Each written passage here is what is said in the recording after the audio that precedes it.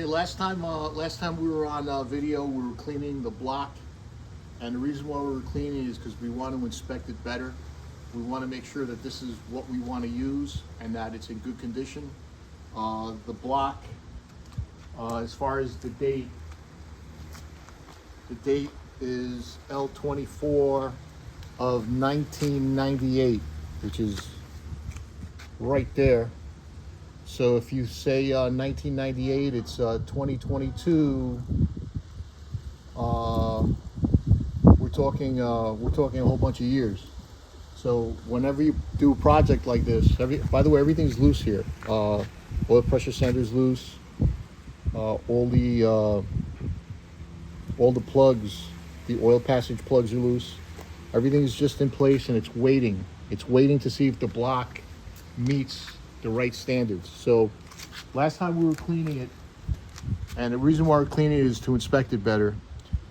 Because the block is old and because it's been in use for so long, when you take it apart, what you want to see is that there's no wear. I'll go step by step on that in about 2-3 minutes. But first, the first thing you want to look at on especially on Chevrolet, on Chevy, small blocks and big blocks, is called the core shift. Now, the core shift, if you look to see where the cam is, this is the cam tunnel, and this is your first cam bearing. And if you look around the outside, this machine surface, if the cam tunnel or if the cam bearing is offset, so if it would be a little bit further offset this way and not that way, if it wouldn't be centered on this machine surface, you could say that the core is that there's a core shift in the block. This block is pretty much, as you can see, it's centered, so you could say that this block has no core shift. That's real important, because if you ever want to bore your cylinders out and there's a core shift, you have less material to do it with, and you might go into the water jackets when you bore. So there's no core shift. This 454 is an excellent 454. It's one of the last 454s that were in production. They were produced up to the year 2000, and the last ones came roller cam. The way you can tell it's a roller cam, if you look in the valleys where the lifters are, the lifters are roller lifters, and this surface is machined flat. It's machined flat for roller lifters. It came with roller lifters, and that's what makes this block super special.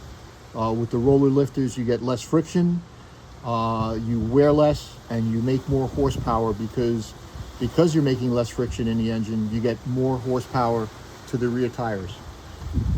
On preliminary inspection, I already did some measuring of the cylinders. The cylinders measured real good. They're within a thousandth of an inch of stock. Taper is the difference between the measurement up here and the measurement deep down in the bore, and the taper is about a thousandth of an inch off. And out of round means how far out of round the cylinders could be, and the out of round is about a thousandth to about 0.0015 to about 15 thousandths, which isn't bad. The idea, the old concept of when you first take a block apart and you want to see if you need to machine it or not, or to bring it to a machine shop, is that on top of the cylinders, the old school, or the rule of thumb method, is the old timers will tell you take your fingernail and you bring your fingernail, and if the fingernail doesn't catch anything, the wear is usually pretty little, meaning that you don't have to really go to the next bore, or that that the cylinder isn't too big because of the wear. So this block is real good. As a matter of fact, there's very few. If you look deep inside the cylinders, there's very few scratches. As a matter of fact, there's no scratches at all. There's a couple of cylinders. There's two of them that have a vertical scratch, which is hardly nothing. Let me see if I can find them over here. Maybe Jen could spin around on this side and she could see. She'll focus in on where the scratches are. But they're, as a matter of fact, I can't even see it. Here's one right over here. Right there, it's vertical. It's so little, it's minute, it's tiny. You can hardly see it, but it's there. When the plan is to hone it, so the plan now is to take a hone. Like I said, I already did measurements. First thing you do is visual inspection. If the cylinders are too worn, then you need to machine it, and you need to take it somewhere else. My intent from the beginning was not to take it anywhere.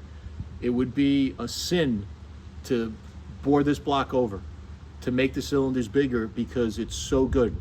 It's sinful. I'd rather, if the pistons are a little bit looser by a thousandth of an inch, usually they should be sitting between 4 thousandths and 5 on a block like this. If they're a little bit over, you know what? It's fine. It's sinful to take a block like this and to get it machined. What I plan to do, the next step is, I plan to get a 3/4 of an inch piece of glass that's about 8 inches wide by, 8 inches long by, rather 18 inches long by 8 inches wide, and the glass is super straight. And what we're going to do is we're going to resurface the block, and then we're going to, after we finish resurfacing it, we're going to take a straight edge. We're going to put a straight edge across the block diagonally and straight across with a feeler gauge, and it should be less than about a thousandth of an inch. That's what we're shooting for, about a thousandth of an inch difference. They'll tell you it's about 2/1000ths of what you need, so you don't get any leaks. We're shooting for even less than that.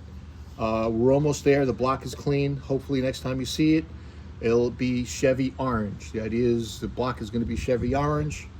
And let's see if I missed anything on a video. I did core shift. I did out of round. I did taper. I did the ridge. There's no ridge here. You could tell, by the way, if there's a ridge right away. If you pop the pistons out and they don't want to come out, it's because you have a ridge. These came out right away. So that's another indicator. Also, you for sure you need to check if your lifter bores, if there's any scoring of the lifter bores too, not just the pistons, the piston cylinders, or I should say the cylinders scoring. Oh, here's another line. I just saw another line. There's your other line, and the other line is right here, and this line right here should come out as soon as we hone it. It's nothing. You can hardly feel it. You can see it, but you can't feel it. If you hone it, this is going to come out. As a matter of fact, this looks so good that I'm even having second thoughts about honing it. But honing it is important because it makes your new rings seat. It gives them better seating. So we're almost there. On the next video, we will definitely show you the block, and we'll show you the next steps. The next steps are the cylinder heads. We're going to take the cylinder heads apart. We're going to do some mild porting to the cylinder heads. We're also going to lap the valves, and we're going to sort of recondition the valves. We're going to use the valves again on 049 heads. 049 heads are one of the better heads for the 454.